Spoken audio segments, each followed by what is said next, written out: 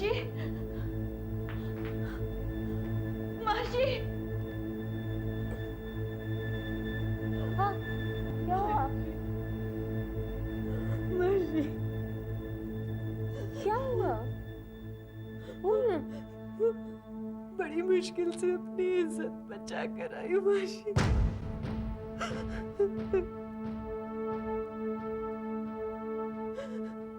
मासी, मासी वो स्वामी नहीं है, वो स्वामी नहीं है, ना ही वहाँ कोई धार्मिक कार्यक्रम था।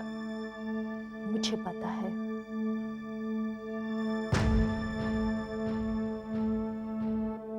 आपको पता है? फिर भी? हाँ, फिर भी मैं जानती हूँ स्वामी कैसा आदमी है। एक स्वामी ही क्या, यहाँ तो जो भी मर्द आता है अपने उपकार की कीमत वसूलने आता है। तुमने तुमने सब कुछ जानते पूछते मुझे उसके साथ भेजा क्यों? क्योंकि मुझे अपना और तुम लोगों का पेट भरना होता है, ये आश्रम चलाना होता है। तुम क्या समझती हो कि आश्रम सरकारी अनुदान से चलता है? चलता अनुदान पे ही है, पर मुझे इसकी कीमत चुकानी होती है, हर दिन हर रात। मगर मासी, ये तो पाप है। हाँ, पहले मैं भी यही समझती थी। जब ये आश्रम खोला गया था तो कोई हमारी खबर लेने नहीं आया, कोई सहायता नहीं, कोई अनुदान नहीं। भूख और समय ने जब आश्रम का पिछला दरवाजा खोल दिया तो मानो जैसे श्रद्धालुओं की भीड़ सी लग गई। ये बात और है कि रात के अंधेरे में हर महापुरुष अपने उपकारों का बदला चुकाने पहुंच जाता है। मगर मासी, इस तरह तो हम में और धंधा करने वालियों में कोई फर्क नहीं रह जाता। फर्क है, फर्क है। धंधा करने वाली औरतें अपनी कीमत खुद तय करती हैं, लेकिन हमें दूसरों की दया पर जीवित रहना पड़ता है। मैं तुम पे दबाव नहीं डालूंगी सविता, लेकिन एक बात मेरी ध्यान से सोचना कि इस दुनिया में भूख से बढ़कर चीज कुछ भी नहीं। सब कुछ धुंध में लिपटा हुआ था, लेकिन एक बात साफ थी कि ये विधवाएं सिर्फ अपने भाग्य के सहारे जी रही थी। सरकार से आश्रम को कुछ अनुदान राशि तो मिलती थी, लेकिन सही हाथों तक पहुंचते पहुंचते ये केवल 1/3 रह जाती थी। अपने मौलिक अधिकारों से वंचित ये विधवाएं जीने के नाम पे बस अपनी जिंदगी घसीट रही थी। सविता की समझ में नहीं आ रहा था कि वो दोष किसको दे।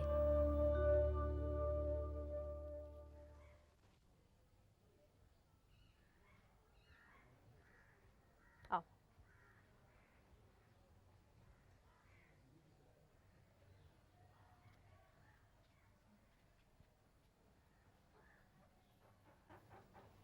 बैठो। मानसी, ये सविता दीदी है। जो कुछ भी काम हो इनको बोलना और तुम इन्हीं के साथ रहना, ठीक है? सविता, इसका ध्यान रखना।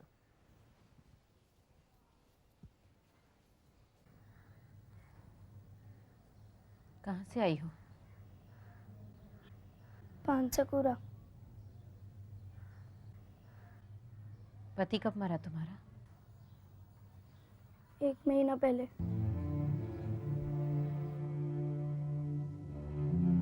बहुत याद आता होगा ना वो?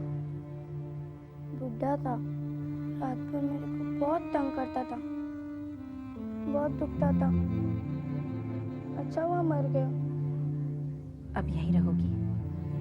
नहीं, खाली 4-5 दिन, फिर मेरे आदमी का बड़ा बेटा मेरे को यहाँ से ले जाएगा।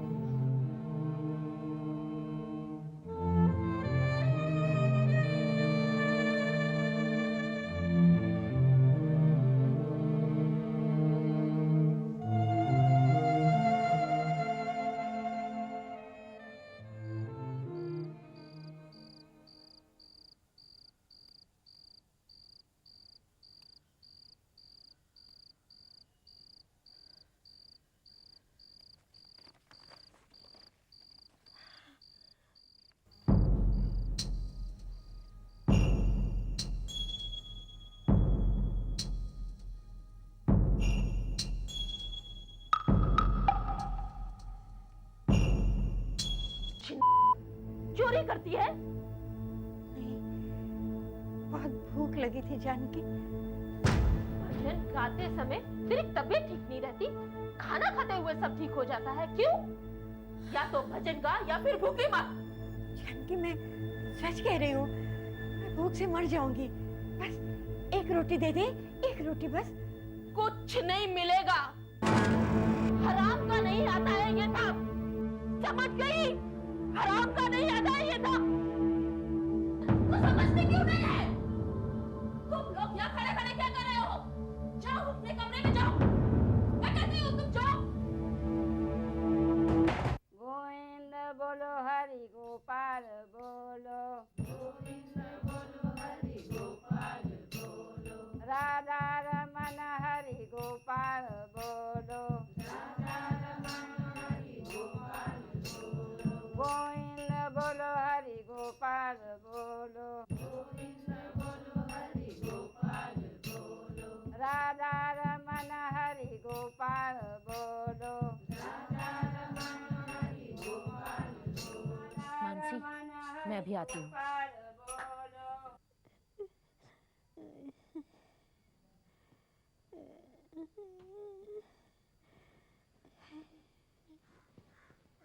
चाची, चाची, देखो खाना लाई हूँ। खाना? खाना?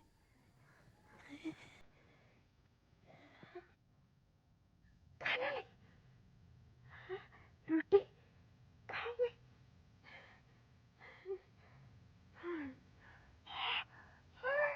क्या हुआ चाची? ये खा सकती, दांत में दर्द है। अच्छा, मैं चावल खिलाती हूँ।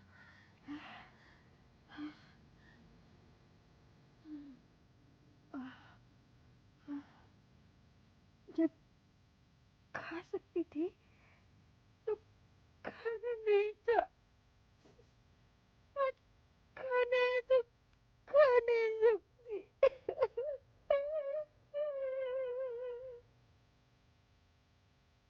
मेरे पास जवान शरीर नहीं था, इसमें मेरा क्या दोष है? अगर होता तो दुखी रहती, जानकी की मार सहती। जानकी ने मुझे क्यों मारा?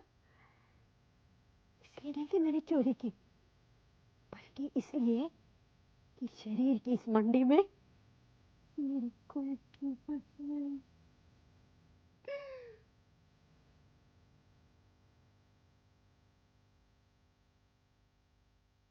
पता नहीं शांता की भूख कितनी पुरानी थी, लेकिन उससे भी पुराना उसका दुख था, जो आज आंसू बन के बह निकला था। कितनी पीड़ा थी उन बूढ़ी आंखों में, कितना जहर छुपा था उस बूढ़े एहसास में। जवानी से लेके बुढ़ापा इसी आश्रम में काट देने वाली शांता की सहन शक्ति ने जैसे आज जवाब दे दिया था। पता नहीं क्यों बरसों की कड़वाहट को शांता बाहर निकाल देना चाहती थी। सविता को ये राज उस समय समझ में आया जब 2 दिन बाद ही शांता की मृत्यु हो गई। शांता की मौत ने सविता को जैसे पत्थर बना दिया।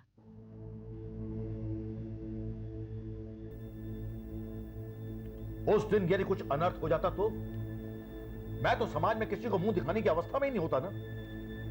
आप चिंता मत कीजिए स्वामी जी, नई लड़की थी और पहली बार ही आपके साथ गई थी। मैंने उसको सब समझा दिया है, अब सब ठीक है। किंतु मैं उस गलती की पुनरावृत्ति नहीं करना चाहूंगा, क्योंकि समाज में मेरी भी एक प्रतिष्ठा है।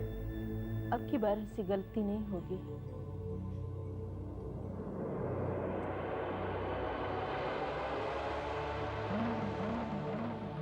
मैं जब यहाँ आ रहा था तो मैंने एक कोमल त्वचा देखी। कौन? सावरी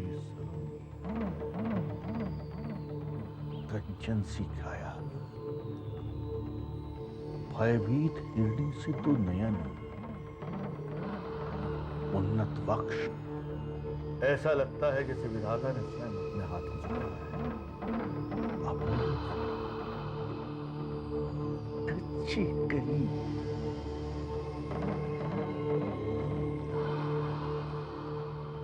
कहीं आप मानसी की बात तो नहीं कर रहे हैं? वो तो बहुत छोटी है। कोमल मुख से भजन का स्वाद ही कुछ और आता है। लेकिन किंतु परंतु के मोह माया में मत हो जाए। अनुदान राशि बताओ।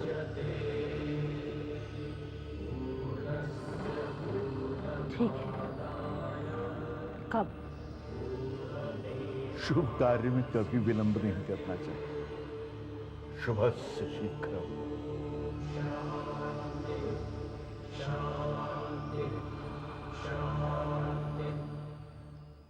मानसी, मानसी,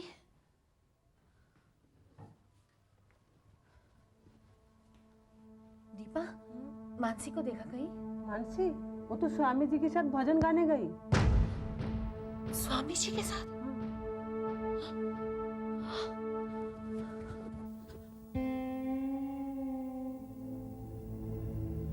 गोरी तोर नैन कजर बिन कारे कारे कजरा रे।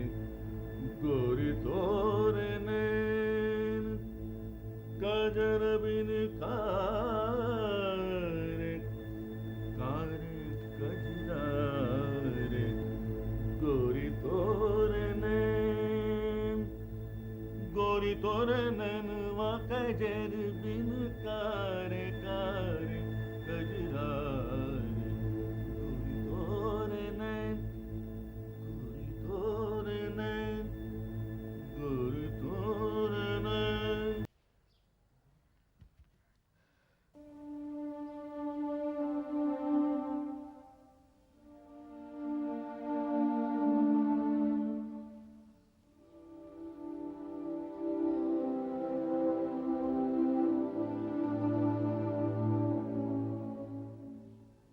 मानसी,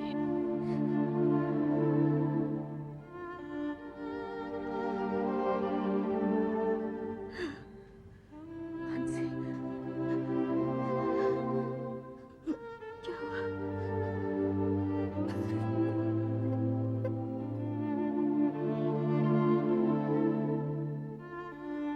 मानसी की हालत बता रही थी कि उस पे क्या गुजर चुकी है। सविता के पास ना तो शब्द थे और ना ही उसे इनकी जरूरत महसूस हो रही थी, क्योंकि मानसी की खामोशी ही उसकी दास्तान बन चुकी थी। लेकिन सविता खामोशी की काली चादर के पीछे छिपी इस हकीकत को नहीं जानती थी कि स्वामी जी के बाद उनके 3 और शिष्यों ने भी गुरु परंपरा का पालन करते हुए मानसी के साथ अपना मुंह काला कर लिया। इस सामूहिक बलात्कार ने मानसी के शरीर को ही नहीं, उसकी आत्मा को भी घायल कर दिया था। वो एक जिंदा लाश बन के रह गई थी, जिसके सभी एहसास जैसे मर चुके थे। सविता की समझ में नहीं आ रहा था कि वो मानसी को कैसे इस दुर्घटना से बाहर निकाले। जब तक समझ पाती, तब तक काफी देर हो चुकी थी। मानसी, मानसी, मानसी, मानसी, मानसी, मानसी,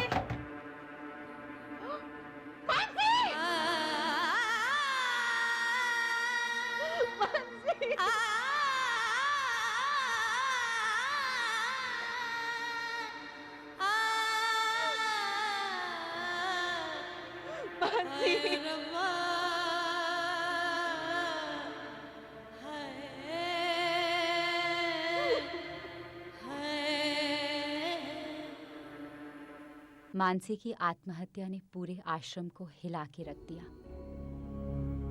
उसकी लाश के सामने बैठी सविता की आंखों में आंसू नहीं थे, लेकिन उसके अंदर एक तूफान करवटें ले रहा था। उधर जानकी के पांव तले जमीन जैसे खिसक चुकी थी। उसे अपना अंत नजर आ रहा था। दूसरी ओर स्वामी जी की रातों की नींद भी उड़ चुकी थी। उनकी प्रतिष्ठा दांव पे लगी हुई थी। जानकी और स्वामी जी दोनों ने अपने साधनों का इस्तेमाल करते हुए इस घटना को दबाने की पूरी कोशिश की, लेकिन एक बाल विधवा के सामूहिक बलात्कार ने सरकार और खासकर मानवाधिकार आयोग के कान खड़े कर दिए। आखिरकार कानून हरकत में आया और स्वामी जी को गिरफ्तार कर लिया गया। स्वामी जी की गिरफ्तारी के 2 दिन बाद ही पुलिस जानकी को भी लेने आश्रम पहुंच गई। रुक जाइए आप भी। कहाँ ले जा रहे हैं इसे? मैडम, इन्होंने अपराध किया है और इन्हें इसकी सजा मिलेगी। आप बीच में मत आइए। तुम कौन होते हो इसे सजा देने वाले? हाँ, एक मानसी की आत्महत्या ने तुम सबको बौखला दिया, मगर उन सैकड़ों हजारों विधवाओं की चीखें तुम्हें सुनाई नहीं देती जो पल से सिसक कर दम तोड़ रही है। उनका हत्यारा कौन है, जानकी या तुम? मैं पूछती हूँ, क्या ये हमारा कसूर है कि हमारी मांग में अब चुटकी भर सिंदूर नहीं? लेकिन तुमने तो हमसे जीने के अधिकार ही छीन लिए।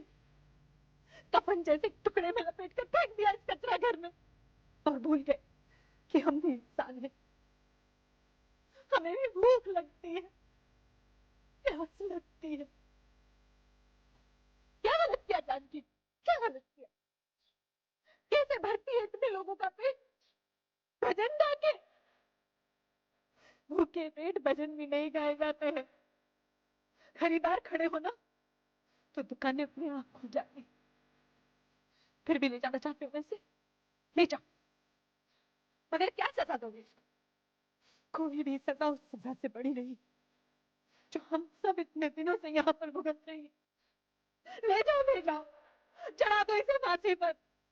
बहुत बड़ा दोष है इसका, बहुत बड़ा कसूर है। हम सबको ले जाओ, हम सब दोषी है। हमारा दोष है कि हम विधवा है। हम सबको भी देखा, हमारा दोष है कि हम विधवा है। हमारा कसूर है कि हम विधवा है।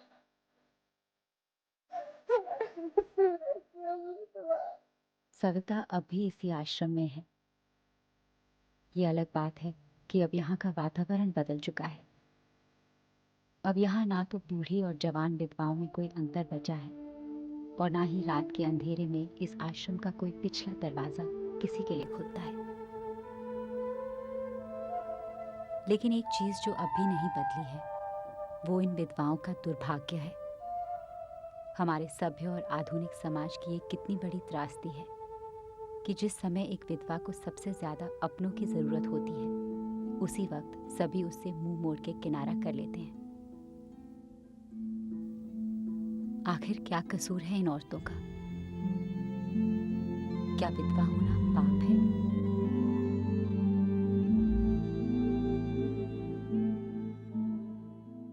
हिंदू सक्सेशन एक्ट 1956 और हिंदू विडो रीमैरिज एक्ट 1856 जैसे कई कानूनी विकल्प मौजूद हैं, लेकिन इन्हें पूरी तरह से अमल में लाने के लिए शायद एक सामाजिक क्रांति की जरूरत है, वरना हकीकत यूं ही बनी रहेगी।